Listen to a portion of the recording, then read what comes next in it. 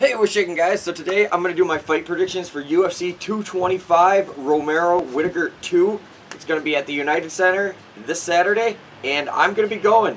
So this is going to be the first pay-per-view in Chicago, so I'm super jacked about this. So I had to do a prediction video. My buddy Nate does a lot of these prediction videos with me. He's actually fighting tomorrow, so Friday, and maybe today by the time I upload this. So wish him luck in the comments. But it's just me today, so I'm going to try to go through these pretty quick. We got a lot of hometown people on here, so there might be a little biased stuff, but deal with it. Okay, so first fight, we got Mike Santiago and Dan Ige. I'll put their stats up on the screen. But Mike Santiago, actually, when I used to fight, he fought for Cutthroat, same company I fought for, and we fought on the same card together. And I'm going with him. He fought Habib before, and he got killed.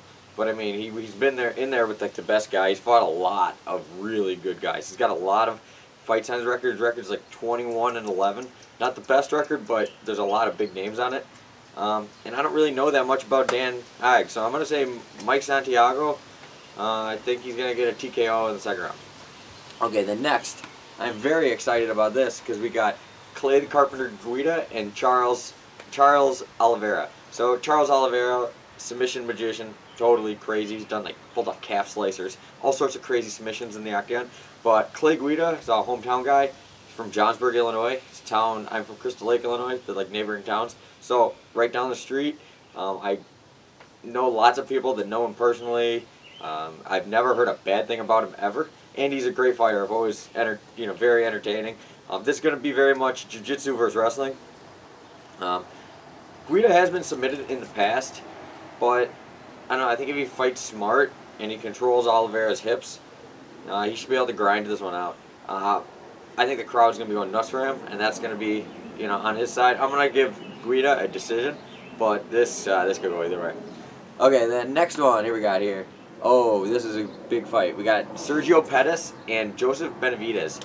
So this is kind of like striker versus grappler. They're both strikers. But the thing is, I think Joseph Benavidez is a lot better of a wrestler and better on the ground than Pettis. Where Pettis is better stand-up. He had some kickboxing fights and stuff before he did MMA.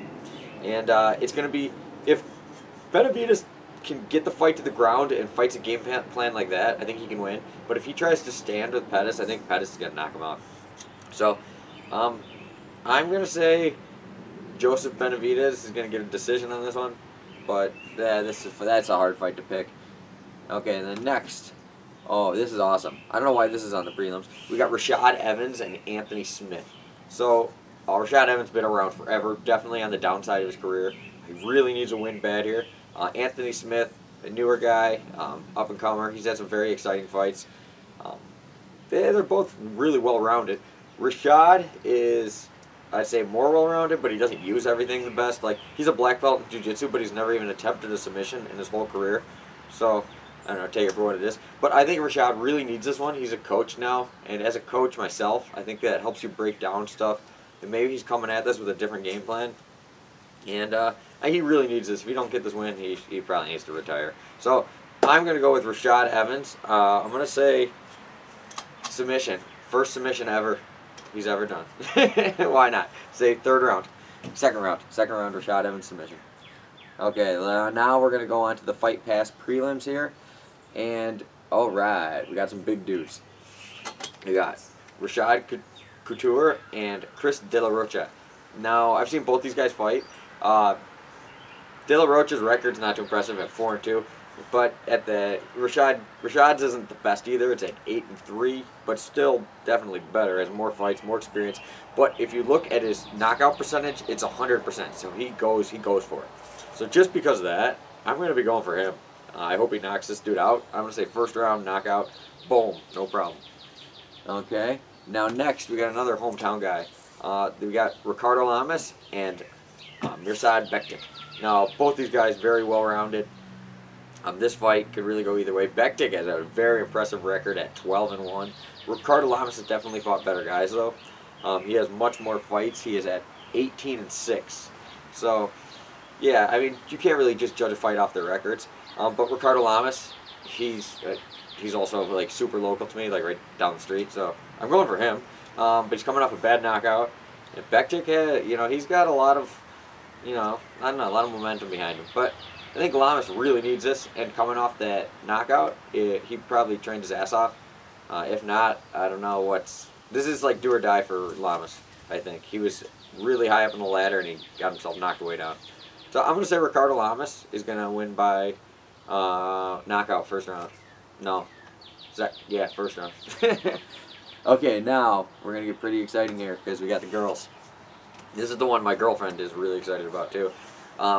Claudia Gadelha and Carla Esparza. Now, Carla Esparza, she was the first champion. She won at that weight class on The Ultimate Fighter, which is how they established the belt for that weight class. But Gadelha, she's a beast. I've been watching her. The last 2 fights I picked against her, and I was wrong. So I'm not going to go against her now. So I'm going Claudia Gadelha is going to submit her. I'm going to say first round, she's going to submit her. But my girlfriend's going for Carla, so whatever. So we got a little rivalry there. We'll be at the stadium yelling at each other. I got really good seats, too. If you're going, let me know in the comments. That's cool. You tell me where you are. I'm like in section 120 or something. I don't know. I got good seats there. It's awesome. Okay, now, the last fight of the prelims, we got Curtis Blaydes and Alistair Overeem. So, Curtis Blaydes, he also fought for the organization I used to fight for, the regional circuit in this area. So I'm going for him. Not only that, Alistair is very inconsistent. He's been brutally knocked out in his last fight. I don't know what to think about him. He's not on steroids because of USADA, and I think he was one of those guys that was always on roids. So I hope Curtis Blaydes smashes his face. But Curtis Blaydes is more of like a take. Who knows though? He might ground and pound the hell out of him. I'm gonna say second round knockout, ground and pound. All right, now we're gonna go on to the main card. We got CM Punk versus Mike Jackson. Okay, both of them only had 1 fight in the UFC, but Mike Jackson's had amateur fights and lots of other fights. Where CM Punk, his first fight he ever did was in the UFC against Mickey Gall, and he got his ass beat. Mike Jackson also got his ass beat by Mickey Gall, but didn't look as bad. Like, if you notice, CM Punk's never, even in his first fight, he never threw a punch. On his stats, it's 0%. So in that whole fight, he never even threw a punch. It's really hard to bet on a guy like that, especially, he's only been doing all this for like 2 years. I know people that have been doing MMA for like 12 years and still, they're still amateurs, and this guy, I don't know, I think he's in over his head. But a lot of people have been going for him, and I want to see him win. But if I had to bet money, I would definitely say Mike Jackson. So I'm going to say Mike Jackson. He's going to knock him out first round. Okay, now, ooh, this is going to be awesome. Andrei Arlovski and Tai Tuivasa. So, Arlovski, kind of been around forever, had lots of ups and downs, very inconsistent. Like, they're really good, they get knocked out. One fight win, one fight lose, one fight win, Where Tai, he's like a powerhouse, and he just goes for it. Like, it's going to be an exciting fight no matter what. So based on that, they're going to go swinging, and I don't think Arlovski has a chin anymore to hang up with Tai. So I'm going to have to go with the Australian on this one. Brutal knockout, first round. Don't blink, and then hopefully he drinks beer out of a shoe after. Okay, now we got 3 fights left. Okay, now we got Holly Holm and Megan Anderson. Now, Holly Holm, she's the one that dethroned Rousey. She's had some downsides against Cyborg and Nunes and stuff, but it's Shevchenko. Shevchenko worked her. But Megan Anderson, it's her first fight in the UFC. She's the Invicta champion. She's also Australian. Her record is 8-2. It's a good record, but still not a ton of fights. This is a very high caliber fight for her. You're really going to see where she belongs in the UFC.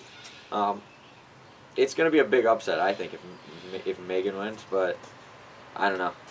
I think I got to go with Holly Holm just from experience, but I don't know. She's kind of a head case. Like, if you watched her walk out to Cyborg, she was like freaking out. But I don't know. After that, this has to be nothing, right? So I'm going to go Holly Holm. She's going to get a decision, and that's what I'll go with. No, she's second round knockout. Changing it. Okay, 2 fights left. We got the co-main event. We got Rafael dos Anjos and Colby Covington. So this fight, at first I wasn't like super excited. Now I'm like so excited about it because Colby is just making me laugh like crazy. First I hated him. I like hated his guts. And now I'm starting to like him little by little. because I know it's like all an act, but it's like so obvious, it's so stupid and corny that I kind of find it funny. And I don't know. I think Rafael dos Anjos is probably going to smash him though for everything he said about Brazil. And dos Anjos is probably just going to kill the guy. So I'm going to say I kind of want Colby to win because I think it would be hilarious and shake up the division. But I'm going with Rafael dos Anjos. I think he's either going to submit him with a guillotine or he's going to knock him out. First, I'll say second round. Second round, he's going to rear naked choke. I'll say that. He's going to beat him up. He's going to fall down, give up his back, and get rear naked choked. Okay, last fight. Main event, baby. The rematch, Yoel Romero and Robert Whittaker. So, Robert Whittaker is the champion right now because GSP had to step down, and then he was the interim champion, so he had the belt. But he hasn't fought in a while because he had knee surgery, or he didn't have surgery, he had to rehab his knee really bad after the first Yoel fight. Yoel's been on a tear. He's only losses in the UFC are to Robert Whittaker. His only loss. I don't know. He's 41, but he's a freak. Like, he's a silver medalist in the Olympics. But I think Whittaker is definitely the better striker as far as like fundamentals, being going in, going out. With boxing, he mixes a lot of traditional martial arts, which a lot of people don't talk about. The whole MMA community never talks about traditional martial arts. But a lot of these guys, he does Hapkido and I think karate as well as all his other MMA stuff. And you can see that, the way he moves in, the way he moves out, the way he checks, kicks, throws them. He changes stances. He's great footwork. And you can tell it's not a boxing footwork. It's more of like a boxing mixed with martial arts, mixed with kind of like a full package MMA fighter. And Yoel Romero's kind of crazy. You know, like he goes really slow and then he bursts. The problem is with his build, he gasses out quite fast. At least he has shown before. I'm sure he's training extra hard because he's already lost to this guy. So it's hard to say. But I think if Whittaker can keep that footwork up and avoid those big bursts of Yoel Romero and not take him down, he can easily gas him out and win the fight. So I think he also did it once, so he's got a mental edge. So I'm going to have to go with Robert Whittaker, actually. I've been back and forth on this one. I really like Yoel Romero, Mr. I Love You. But I'm going with Robert Whittaker on this one. So thank you guys for watching. Hope you'll watch the fights. Hope you enjoy them. Hope they're awesome, because I'm going to be cheering my head off from the 100 level. So I'll see you guys later, and peace out.